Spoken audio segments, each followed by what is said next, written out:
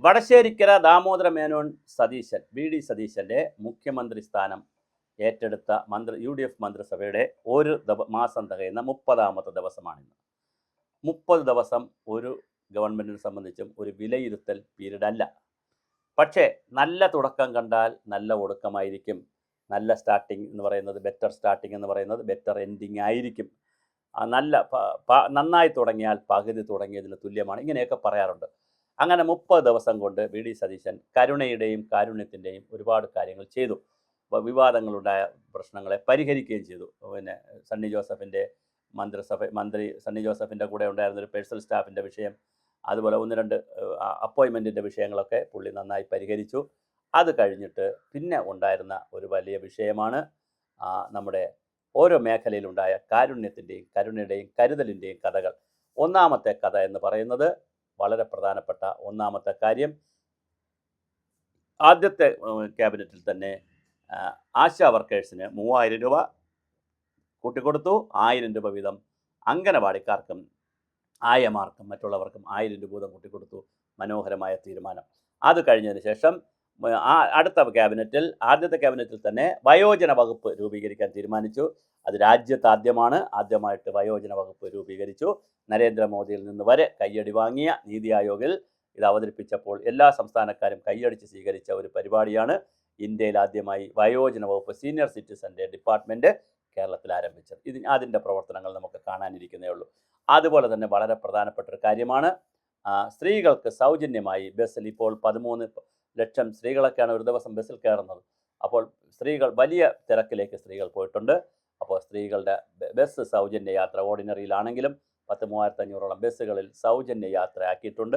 തമിഴ്നാട്ടിൽ ഇന്നു മുതൽ എല്ലാ ബസ്സിലും അത് സൗജന്യമാക്കുകയാണ്. നേരത്തെ സെലക്റ്റഡ് ബസ്സുകളിലേ ഉണ്ടായിരുന്നുള്ളൂ. പക്ഷേ ഇന്ന് തമിഴ്നാട്ടിൽ എല്ലാ ബസ്സിലും നാളെ മുതൽ എല്ലാ ബസ്സിലും അത് സൗജന്യമാവുകയാണ്. ഞാൻ സാന്ദർഭ്യമായി പറഞ്ഞു എന്നുള്ളൂ. പിന്നെ അതുപോലെ തന്നെ ആര്യ രാജേന്ദ്രനുമായും സച്ചിൻ ദേവ് MLA-യുമായി, അതായത് പഴയ മേയറും തിരുവനന്തപുരം മേയറും ബാലുശ്ശേരി MLA സച്ചിൻ ദേവുമായിട്ടൊക്കെ നടന്ന ഒരു ബസ് ഡ്രൈവർ ഇഷ്യൂ ഉണ്ട്. യദു എന്ന് പറയുന്ന യദുവിന് അസംബ്ലിയിൽ നിയമസഭയിൽ താൽക്കാലിക ജോലി കൊടുത്തു. നിതിൻ എന്ന് പറയുന്ന ഇവിടെ ഇനി സ്റ്റോക്കില്ല എന്ന് മാവേലി സിവിൽ സപ്ലൈസിൽ സ്റ്റോക്കില്ല എന്ന ബോർഡ് എഴുതി വെച്ച നിതിനെ, അത് വലിയ വാർത്തയായി, നിതിനെ എടുത്ത് കളഞ്ഞു ജോലിയിൽ നിന്ന്. ആ നിതിന് ജോലി തിരിച്ചു കൊടുത്തു. അതുപോലെ തന്നെ ഒരു സംരംഭകന് സ്ഥലം കിട്ടി തിരിച്ചു കൊടുത്തു.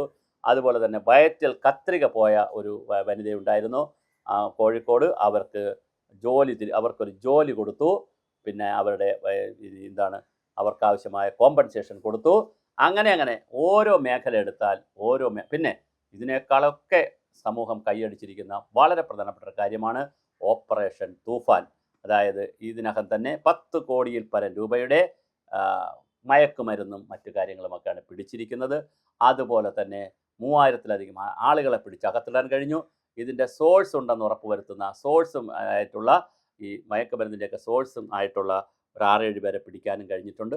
വലിയ തോതിലാണ് ഓപ്പറേഷൻ തൂഫാൻ ഇവിടെ നടക്കുന്നത്. അങ്ങനെ ഓരോ മേഖല എടുത്താലും എല്ലാ മേഖലയിലും സമഗ്രമായ ആധിപത്യത്തോട് കൂടിയിട്ടുള്ള മനോഹരമായ ഒരു ഗവൺമെൻറ്റാണ് 30 ദിവസം കൊണ്ട് വന്നിട്ടുള്ളത്.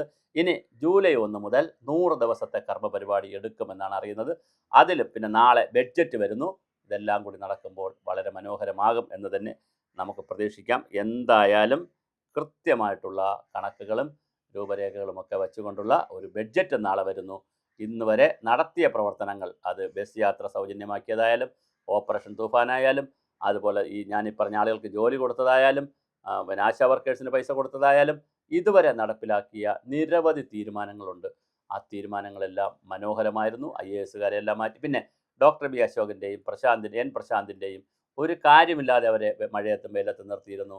അവരെ ജോലിയിൽ തിരിച്ചെടുത്തു. അങ്ങനെ ഓരോന്നോരോന്നായി കഴിഞ്ഞ ഗവൺമെൻറ്. പിന്നെ രക്ഷാപ്രവർത്തനം എന്ന് പറഞ്ഞ് കുറേ യൂത്ത് കോൺഗ്രസ്സുകാരെ തലയ്ക്ക് മണ്ടയിൽ ചെടിച്ചട്ടി കൊണ്ടടിച്ച കഥ, പിന്നെ ഗൺമാന്മാർ തല്ലിയ കഥ, ഇതിലൊക്കെ നടപടി ഉണ്ടാകുന്നു. ദേവസ്വം ബോർഡിൽ ഉണ്ടാകുന്ന നിയമനങ്ങളിൽ നടപടി ഉണ്ടാകുന്നു. അങ്ങനെ പിന്നെ തുടക്കം എന്ന പറഞ്ഞ പേരിൽ ആരോഗ്യവകുപ്പിൽ ഒരു ശുചീകരണ പരിപാടി ആരംഭിച്ചു. ഹോസ്പിറ്റലുകൾ ശുചീകരിക്കുന്ന, അതിൽ ഓപ്പറേഷൻ ഭക്ഷ്യസുരക്ഷ എന്ന് പറഞ്ഞ് പുതിയ മറ്റൊരു പദ്ധതി. അങ്ങനെ ഓരോ പദ്ധതികളായി വരുന്നു. നിരവധി പ്രോജക്റ്റുകൾ നടപ്പിലാക്കുന്നു. 30 ദിവസത്തിനകം ഏത് പ്രോജക്റ്റ് എടുത്താലും 100 മാർക്കാണ്. ചില വിവാദങ്ങളുണ്ടായി, ഒഴിവാക്കാമായിരുന്ന ചില വിവാദങ്ങളുണ്ട്. ഇപ്പോൾ ഒരു വക്കീലിനെ സംബന്ധിച്ചിടത്തോളം അദ്ദേഹം കേസ് പറയുന്ന ആളാണ്. അദ്ദേഹം ആര് പൈസ കൊടുത്താലും കേസ് പറയും. അങ്ങനെയുള്ള വക്കീലന്മാരെയൊക്കെ ചിലപ്പോൾ പരിഗണിക്കേണ്ടി വരും. ഒരാളിൻ്റെ കേസ് തന്നെ മറ്റൊരു എതിർ പാർട്ടിയിലെ വക്കീലൊക്കെ ആയിരിക്കും ചിലപ്പോൾ ചെയ്യുന്നത്. പക്ഷേ എന്തായാലും ഗവൺമെൻറ് പ്രിവൻ്ററായിട്ട് വെച്ചപ്പോൾ ഒരു തർക്കം വന്നു, അത് മാറ്റി. അങ്ങനെ കുറേ തർക്കവും വഴക്കുമൊക്കെ നടക്കുന്നു. എന്തായാലും നമുക്ക് കാത്തിരുന്ന് കാണാം. എന്ത് തന്നെയായിരുന്നാലും 30 ദിവസത്തെ ഭരണത്തിൽ ഒരുപാട് നന്മയുള്ള, കാരുണ്യമുള്ള, കരുതലുള്ള പ്രവർത്തനങ്ങൾ നടത്തി. ഗുഡ് ഗവേണൻസ് വിത്ത് എമ്പതി എന്നുള്ളതാണ്. അതായത് ഒരു അനുകമ്പയോട് കൂടിയിട്ടുള്ള, ഒരു ഉറുമ്പിന് പോലും പീഡയേൽക്കാത്ത ഒരു അനുകമ്പയോട് കൂടിയിട്ടുള്ള ഒരു സദ്ഭരണമാണ് CM-ൻ്റെ VD സതീശൻ്റെ മുഖമുദ്ര എന്ന് അദ്ദേഹം പലപ്പോഴും പറയാറുണ്ട്. ഇനി വരുന്ന ദിവസങ്ങളിൽ ഇതിനെ സംബന്ധിച്ച് എന്താ നടക്കുന്നറിയാം. പരിസ്ഥിതി സംഘടനകളെ കൂടെ നിർത്തി അവരുമായി കാര്യങ്ങൾ ചർച്ച ചെയ്യുന്നു. പിന്നെ റെയിലിന് പകരം വരുന്ന പുതിയ റെയിൽവേയുടെ പഠനത്തിന് വേണ്ടി സമിതിയെ വയ്ക്കുന്നു. അങ്ങനെ ഓരോ കാര്യത്തിലും മികച്ച തീരുമാനങ്ങളാണ് എടുത്തു പോകുന്നത്. PM ശ്രീയിലാണ് പിന്നെ ഒരു അബദ്ധം നിൽക്കുന്നത്. 2027 വരെ മാത്രമുള്ള PM ശ്രീ പദ്ധതിയിൽ ഇനി എന്തിനാണ് കൂടുതൽ ഒരു ഇടപെടൽ എന്നുള്ളൊരു സംശയം ആളുകൾക്കുണ്ട്. അതിൽ സിലബസിൽ കേന്ദ്ര സർക്കാർ ഇടപെടില്ല എന്ന് പറയുമ്പോൾ തന്നെ കേന്ദ്ര സർക്കാരിൻ്റെ NCERT സിലബസിൽ അവരൊന്ന് ഇടപെടുന്നുണ്ട്. അപ്പോൾ ചില പ്രശ്നങ്ങളുണ്ട് ആ PM ശ്രീയിൽ. അതിനി എങ്ങനെ വരുമെന്ന് സർക്കാരിൻ്റെ നയമാണ്. നമുക്ക് കാത്തിരുന്ന് കാണാം. എന്തായാലും വളരെ കൃത്യമായിട്ടുള്ള ചില പ്രോജക്റ്റുകൾ നാളിതുവരെ നടപ്പിലാക്കിയത് മനോഹരമാണ്, സുന്ദരമാണ്, ജനങ്ങൾക്ക് ഒരുപാട് സഹായം നൽകുന്നതാണ്.